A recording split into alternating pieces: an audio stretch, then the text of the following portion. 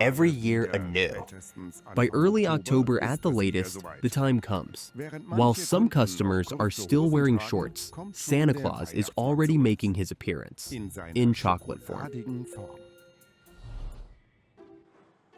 How do these delicious fellows come to life? A visit to a Swabian chocolate factory. Here, production runs year-round. Santa Claus figures in all sorts of shapes and sizes. Senior manager Ulf Baum and junior manager Christopher Klett run the company.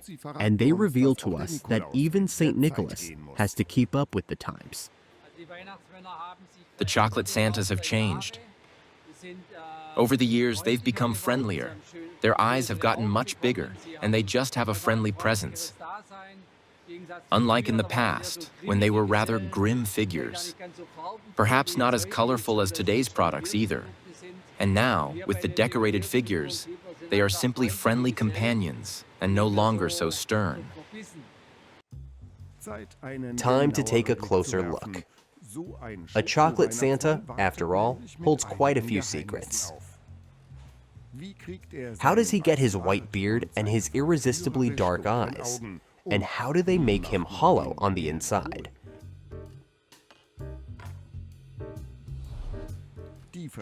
The different colors clearly come from various types of chocolate.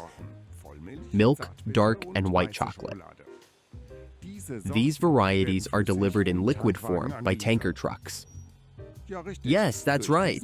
The sweet gold bubbles through this hose right here.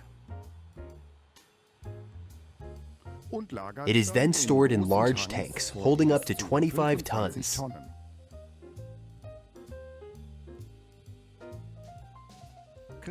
Christopher Klett gladly stops by for a quality test. We have around 150 to 180 tons of chocolate here in various types. There's organic, white chocolate, fair trade chocolate, an incredible selection overall. And from these various chocolates, a colorful Santa Claus is created. But how? It all starts with the mold. Nozzles filled with different chocolates, paint layer by layer, fully automated. First dark brown, then white, and lastly, light brown. The experts call this process makeup. We make sure that they are properly painted, well decorated, that the eyes are right, the staff and belt buckle are correct, and that the figure has no cracks, just ensuring it's a quality product.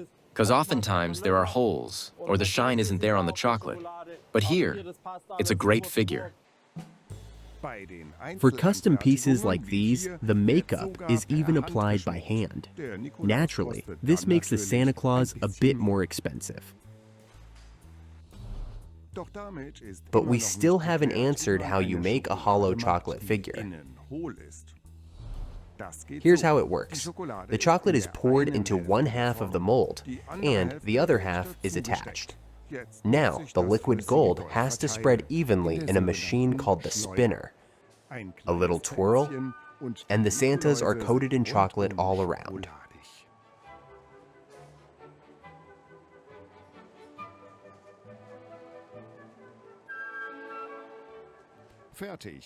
Finished and irresistibly delicious, but already in October. Why does it always have to be so early? To everyone who's a bit annoyed by this, let us tell you, it can be even earlier. We always start the production of chocolate Santas at the end of April, after Easter, mainly for our overseas and export customers. And besides, time is always pressing. The chocolate Santas are already being produced in April because by Christmas, there has to be room again for the Easter egg production.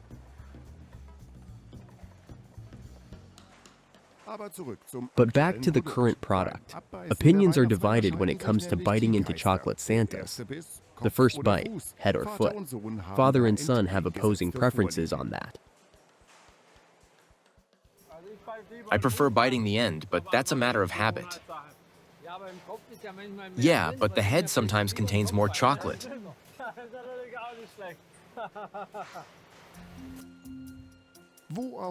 Wherever you start, chocolate makes you happy, no matter the season.